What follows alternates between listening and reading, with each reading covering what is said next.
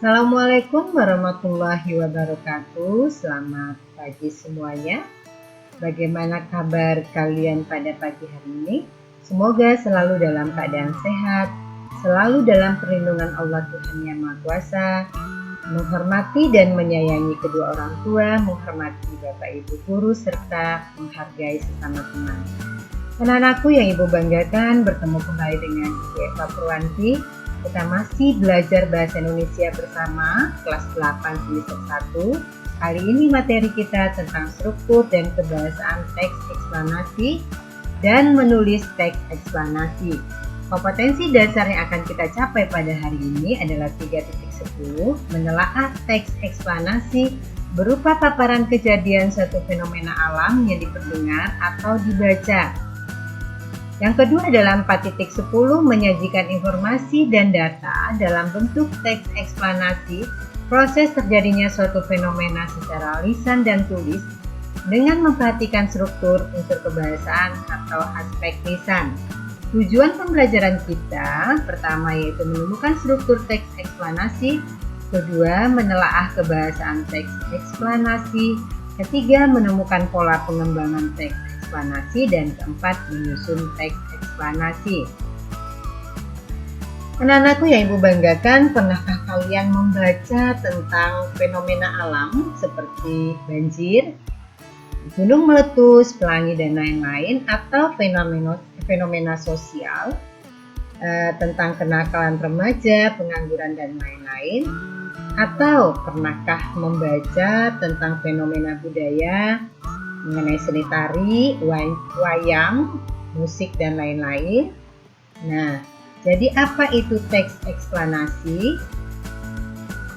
Teks eksplanasi itu merupakan sebuah teks yang berisi penjelasan atau sebuah kejadian atau fenomena yang berkaitan dengan alam, sosial, dan budaya. Nah, kali ini kita akan belajar mengenai struktur teks eksplanasi. Struktur teks eksplanasi itu ada 3. Pertama, identifikasi fenomena, kedua, penggambaran rangkaian kejadian, dan ketiga, ulasan. Baik anak-anakku sekalian, akan Ibu jelaskan ketiga struktur ini. Pertama yaitu identifikasi fenomena. Nah, bagian ini untuk mengidentifikasi sesuatu yang akan diterangkan. Hal ini bisa terkait dengan fenomena alam, sosial, budaya, fenomena-fenomena lainnya. Yang kedua, penggambaran rangkaian kejadian. Nah, struktur ini berisi penjelasan, berisi perincian atau kejadian yang relevan dengan identifikasi fenomena. Di bagian inilah, proses sekaligus hubungan sebab akibat atau kausalitas atau peristiwa yang dijelaskan secara kronologis atau urutan waktu. Yang ketiga adalah ulasan. Ulasan ini berupa komentar atau penilaian kejadian tentang konsekuensi atas kejadian yang dipaparkan sebelumnya. Nah, ketiga struktur ini kita akan coba berlatih. Ini adalah teks angin darat. Dalam keseharian kita sering diterpa angin yang sejuk. Angin merupakan sebuah fenomena alam yang tidak terlihat, tetapi terasa keberadaannya pada lapisan atmosfer. Terdapat beberapa jenis angin, salah satunya adalah angin darat. Ini merupakan identifikasi fenomena. Yang kedua, teks berikutnya yaitu teks kedua ini, angin darat juga dikenal dengan istilah land breeze, adalah angin yang berembus dari lapisan tanah daerah daratan ke laut. Fenomena alam ini terjadi pada malam hari sebagai akibat dari suhu di daerah daratan yang lebih cepat turun dibanding suhu di daerah laut yang masih panas. Angin darat terjadi karena terdapat perbedaan suhu antara laut dan daratan.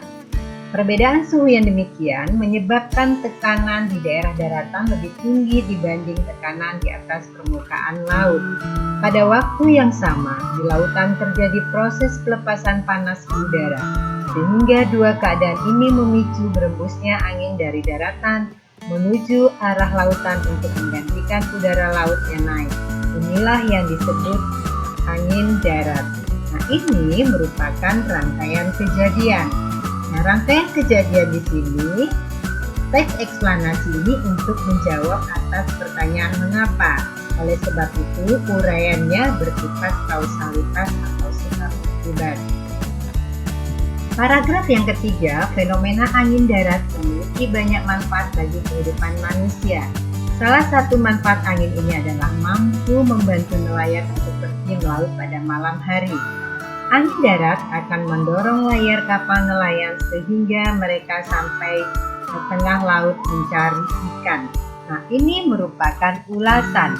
Ulasan itu berupa komentar atau penilaian tentang konsekuensi atas kejadian yang dipaparkan sebelumnya. Nah, anak-anakku sekalian, anakku yang ibu banggakan, inilah struktur teks eksplanasi terdiri atas 3 identifikasi fenomena, rangkaian kejadian, ulasan. Harapannya dengan memberikan contoh ini, Ananda mulai memahami tentang struktur teks eksplanasi. Sekarang kita beranjak kepada kebahasaan teks eksplanasi. Apa saja kebahasaan teks eksplanasi tersebut? Ada 4. Pertama, konjungsi kausalitas. Kedua, konjungsi kronologis. Ketiga, kata benda. Dan keempat, istilah teknis. Kalau konjungsi kausalitas ini menggunakan kata antara lain sebab, karena, oleh sebab itu, oleh karena itu, sehingga. Sedangkan kalau konjungsi kronologis atau hubungan waktu itu seperti kemudian, lalu, dan setelah itu, pada akhirnya. Nah, sedangkan menggunakan kata benda yang merujuk pada fenomena, bukannya pada kata ganti penceritaannya.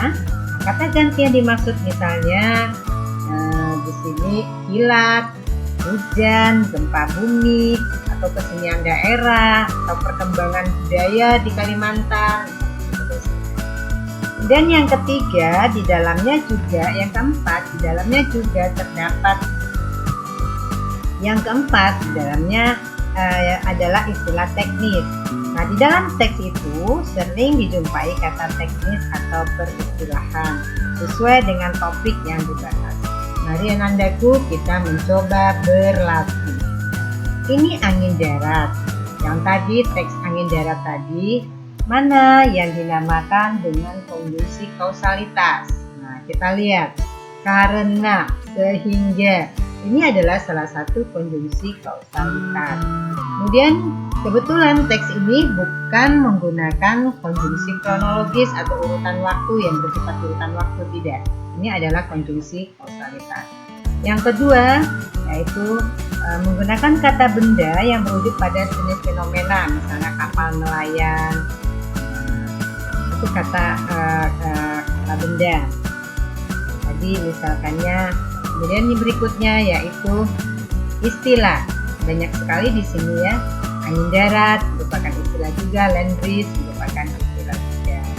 Nah, Ananda, ini tentang struktur kebahasaannya. Harapannya juga Ananda bisa mencari atau menemukan struktur dan kebahasaan teks eksplanasi di dalam sebuah teks. Berikutnya yaitu langkah-langkah dalam menyusun teks eksplanasi. Apa saja langkah-langkah dalam menyusun teks eksplanasi itu? Pertama, kita mencatat topik-topik apa saja yang dapat dikembangkan. Terserah Ananda, apakah itu topiknya kita akan mengangkat masalah fenomena budaya, atau fenomena alam, atau fenomena sosial. Kemudian setelah itu kita susun kerangka teks. Yang ketiga, mengumpulkan bahan berupa fakta atau pendapat para ahli yang terkait kejadian yang dituliskan dari berbagai sumber. Yang keempat, kemudian tadi kerangkanya sudah, Bahannya juga sudah kita kembangkan, kerangka karangan yang telah disusun itu menjadi teks eksplanasi yang utuh. Di sini anak-anakku sekalian sesuai dengan strukturnya yang 3 tadi. Yang terakhir yaitu menyunting teks eksplanasi. Nah, tujuannya untuk mengoreksi kesalahan-kesalahan yang mungkin ada dalam teks eksplanasi. Nah, anak-anakku sekalian, bahwa ketika kita menulis teks eksplanasi itu ada 2 pola pengembangannya. Tadi sudah dibicarakan sebelumnya, yaitu pola pengembangan kronologis, yaitu urutan dari tindakan-tindakan atau perbuatan-perbuatan untuk menciptakan atau menghasilkan sesuatu. Itu secara kronologis, urutan waktu. Yang kedua, pola pengembangan kausalitas, yaitu pola pengembangan sebab akibat. Nah, Ananda ketika sudah menyusun kerangka karangan, akan membuat kerangka karangan, silakan sesuaikan dengan topik atau dengan tema pembicaraan kita tadi. Fenomena apa yang akan kita tulis, cocoknya pola pengembangan kronologis atau pola pengembangan kausalitas. Demikian Anandaku sekalian, pertemuan kita pada hari ini, harapannya Ananda dapat memahami materi pembelajaran pada hari ini. Nah, nanti kita akan berlatih tentang mencari struktur, kemudian menelaah juga kebahasaannya dan mampu menulis teks eksplanasi sesuai dengan strukturnya. Terima kasih Ananda, sampai berjumpa di pertemuan berikutnya. Wassalamualaikum warahmatullahi wabarakatuh dan selamat pagi.